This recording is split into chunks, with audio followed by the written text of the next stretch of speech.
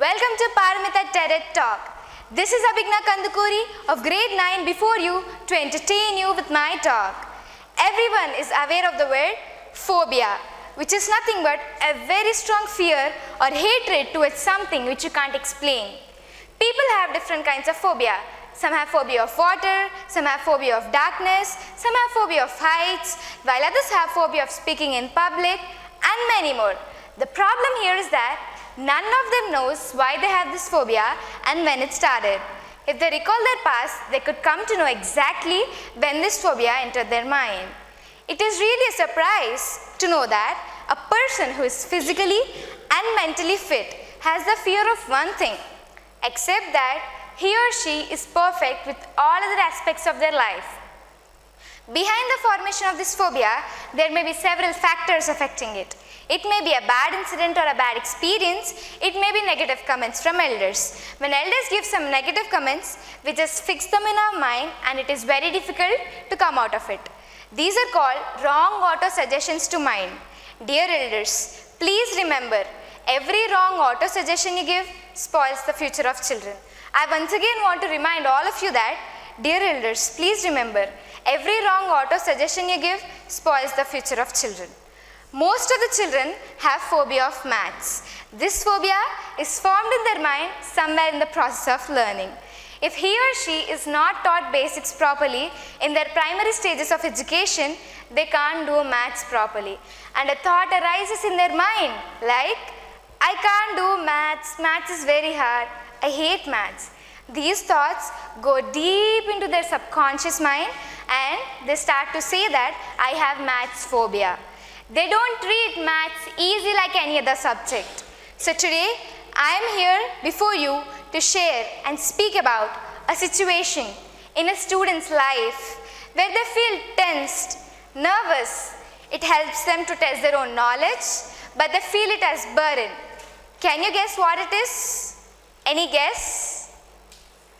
Okay, it's all right. That's exams. You heard right. That is examination. After my presentation, every one of you will come to know how the seed of exam phobia is sown in the minds of students and how to overcome it and crack your exams. Most of the children in our country and across the world are facing with this exam phobia. In my opinion, phobia is a stage of mind where it loses its confidence, afraid of doing things, and feels better when we escape it. Why this phobia? It is mainly due to lack of preparation, lack of confidence, if the mind is not ready to accept the challenge, fear of results, and so many things. Before a child enters the examination hall, there are several thoughts processing in their mind, like, I may not be able to do well in this exam. What if I fail? How will my parents react? These thoughts process in their mind and it squeezes their confidence and they start sweating. Do you think only the child is responsible for this? No. Parents, teachers, and also some peer groups are responsible for this. Parents keep high expectations on their children without understanding their abilities. These expectations make a child feel stressed. This stress won't allow the child to perform better in their exams. You might have heard about a famous dialogue, Jo dar gaya, samjho mar gaya. When a child enters the examination hall with fear of results, obviously mar gaya. When he or she sees the question paper, fear seizes their mind totally and they start to forget everything which they have prepared for hours together. It's like Karna forgetting all his skills in battlefield in Mahabharata. I want to put few questions before parents. Are these exams final destiny of students? If a child does not score 10 GPA, is it the end of their life? In order to have victory over exam, do they need to fail in exam of life? No, this should not happen. Exam phobia is either created by the child himself or by the expectations and the circumstances. If a child prepares for exam, keeping in mind about ranks and grades, I am sure he or she will not be able to do well. If they prepare according to a plan, then ranks and grades will follow them like a faithful dog. I want to give you a practical example. When we build a house, we make a blueprint ready for ourselves and we see that everything goes according to the plan. Don't you think our mind also needs blueprint to remove all the phobias and bring happiness in our life?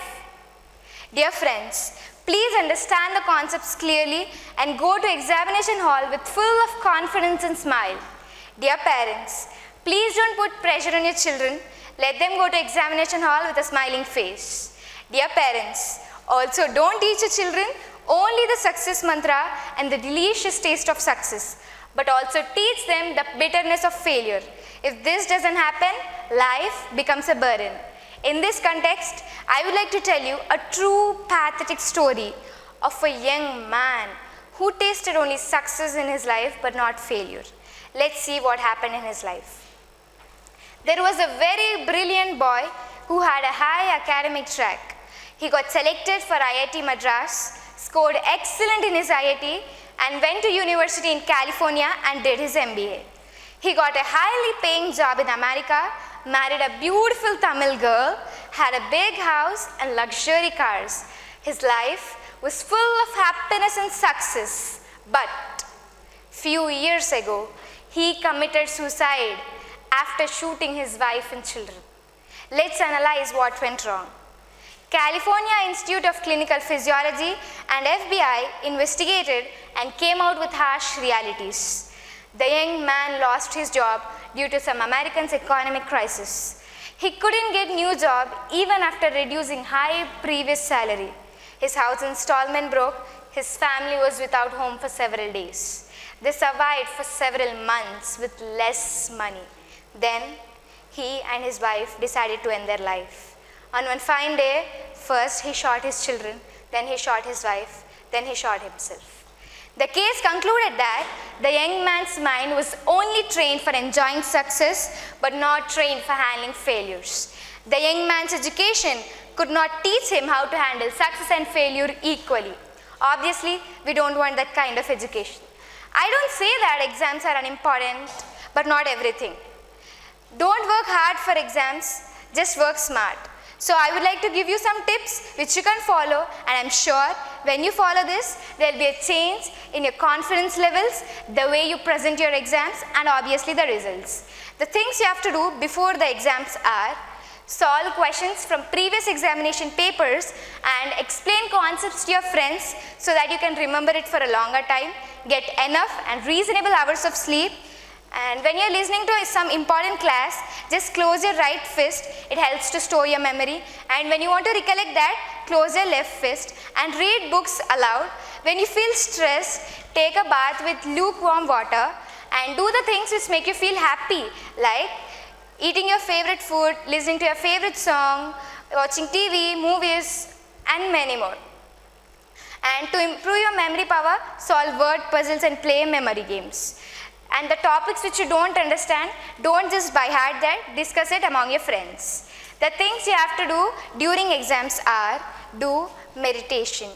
Just close your eyes, visualize all the things you have read. Visualize each and every answer. Visualize that you are able to solve each and every question from the paper. Visualize, visualize and visualize. Take a deep breath, blow out. Take a deep breath, blow out. The moment you get the question paper, tick the questions which you feel easy. First, attempt the easier questions, later look on to the difficult ones. The things you have to do after exams are, you don't need to know how others wrote their exam. You have done your best.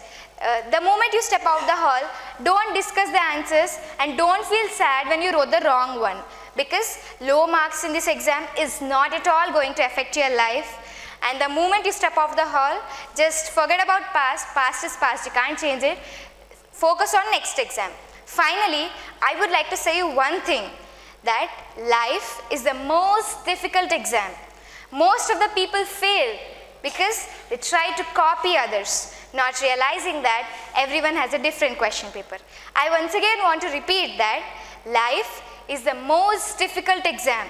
Most of the people fail because they try to copy others, not realizing that everyone has a different question paper. Life is beautiful. Enjoy it. Thank you. Thank you one and all.